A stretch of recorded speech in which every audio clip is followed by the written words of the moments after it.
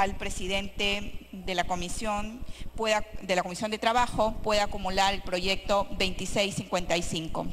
Muchísimas gracias, presidente. Gracias, congresista Ceballos Flores. 2 minutos, Frente Amplio. Señor presidente, es en primer lugar para sumarme a estos proyectos de ley como bancada. De verdad, yo comparto la preocupación que viene desde hace bastante tiempo de los trabajadores portuarios que cuando se jubilan andan deambulando por los puertos y no tienen posibilidad de tener una jubilación. Y esto porque las características del trabajador portuario efectivamente no les permite acumular los 30 días calendario que señala la ley. Yo creo que este proyecto de ley, y espero que una pronta ley, restituye el derecho de miles de trabajadores de una labor sumamente difícil y dura, para que puedan por lo menos tener un mínimo de ingresos en esta etapa tan difícil de la vida que es cuando se envejece, señor presidente. Son miles de trabajadores que han llegado a una etapa de la vida complicada y no tienen acceso a una jubilación mínima, por lo menos. Entonces yo creo que este proyecto de parte de mi bancada va a tener todo el apoyo porque es realmente acercar a hacer un poco de justicia a los trabajadores portuarios. La congresista Foronda me pide una interrupción. Una interrupción, seguro también para apoyar el proyecto. Por supuesto, yo soy de Puerto, presidente, y de uno de los puertos que fue el primer puerto pesquero del Perú y del mundo en su oportunidad, la ciudad de Chimbote.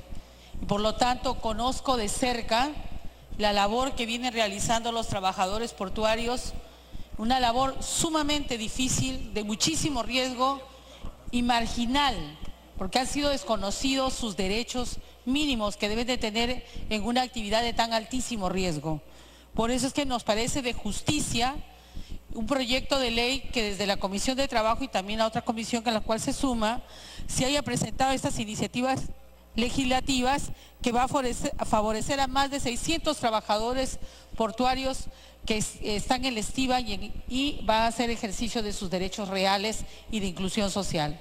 Gracias, presidente. Nosotros vamos a apoyar de todas maneras esta iniciativa que favorece a los trabajadores portuarios. Ok, muchas gracias. Conmigo, muchas gracias, congresista Ceballos. También, congresista Lescano, 2 minutos, Acción Popular. Señor presidente, el trabajo portuario adolece de mucho subempleo en el Perú. Es decir, a veces hay trabajo, los trabajadores tienen trabajo a veces no hay trabajo. Y es complicado, señor, para muchos trabajadores alcanzar 930 soles entre todos los cachuelos que se hacen al mes. Entonces, tenemos que considerar eso también, señores parlamentarios. Algunos meses no van a alcanzar los 930 soles los trabajadores portuarios y por lo tanto no se les va a computar como aporte mensual para su pensión. Entonces, podríamos poner que si en algunos meses hay ingresos mayores a 930, ese exceso se puede agregar en los meses que no alcancen los 930 para considerarlos como una aportación. Yo le voy a alcanzar esa propuesta al presidente de la Comisión de Economía y al presidente de la Comisión de Trabajo. Repito, porque los trabajadores portuarios a veces tienen trabajo, a veces no. Y a veces cuando tienen en un mes exceso de trabajo, ese exceso, repito, se puede acumular a los meses que no tienen trabajo y computarles como un mes. Y en segundo lugar, señor presidente, a los trabajadores portuarios que estuvieron regulados o que están regulados por la ley 27866, como les pusieron muchos requisitos, la Oficina de Normalización Previsional les ha denegado sus pensiones. Con esta ley se está flexibilizando los requisitos para las pensiones. Entonces hay que poner un dispositivo transitorio indicando que los señores trabajadores de puertos adscritos a la ley 27866, a quienes se les denega... Para que culmine, por favor.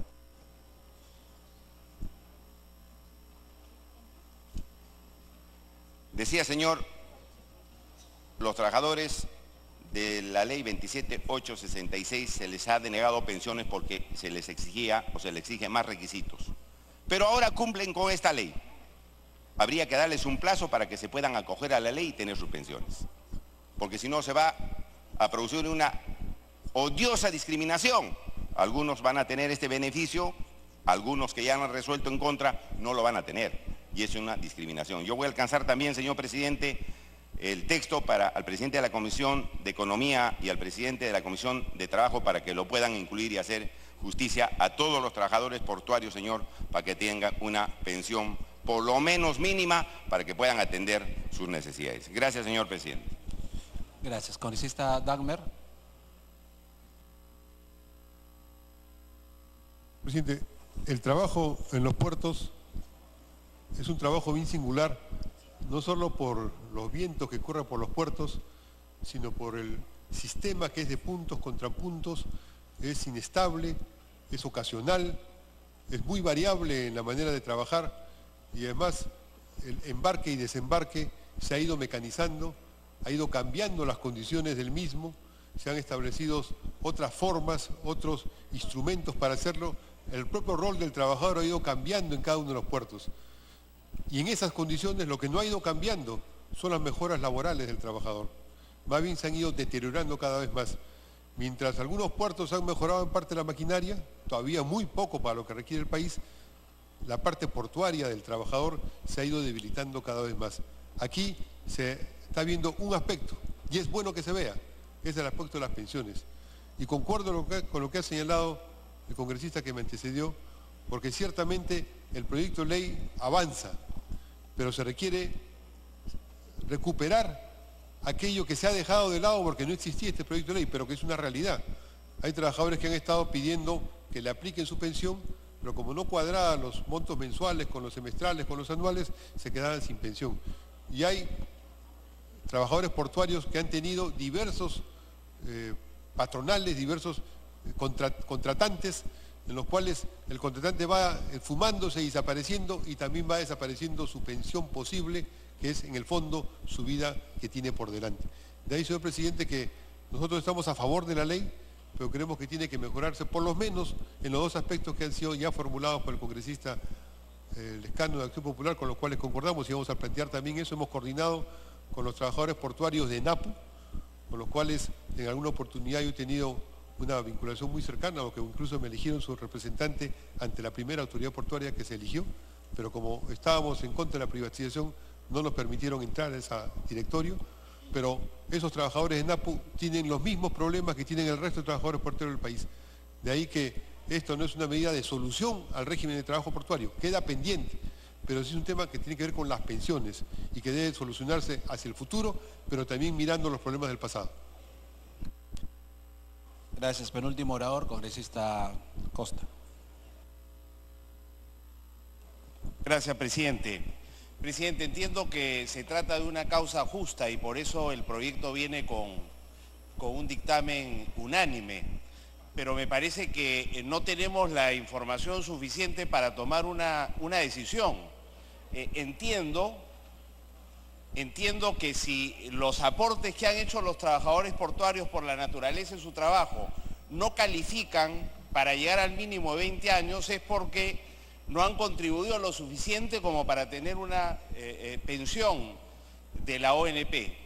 Entonces, la pregunta, supongo, es que quien va a cubrir esa diferencia es el Estado, con aportes públicos de todos los ciudadanos.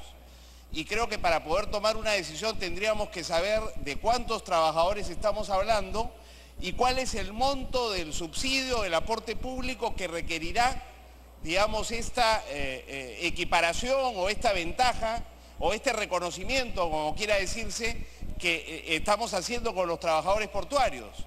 Me parece que esa información no tenemos, no sabemos a cuántos va este beneficio y cuánto le va a costar al Tesoro Público el beneficio.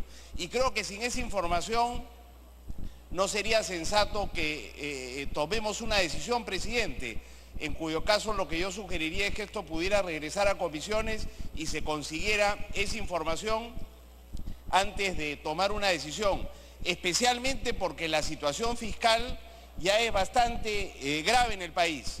Sabemos que la presión está llegando a los niveles más bajos en los últimos años y que el déficit fiscal es el más grande también de los últimos años, estamos arriba de 3%, 3.3%, y cada una de estas medidas que adoptamos contribuye, ¿no es cierto?, a incrementar ese desequilibrio fiscal que terminará afectando al conjunto de la economía y, por supuesto, haciendo daño a los más pobres.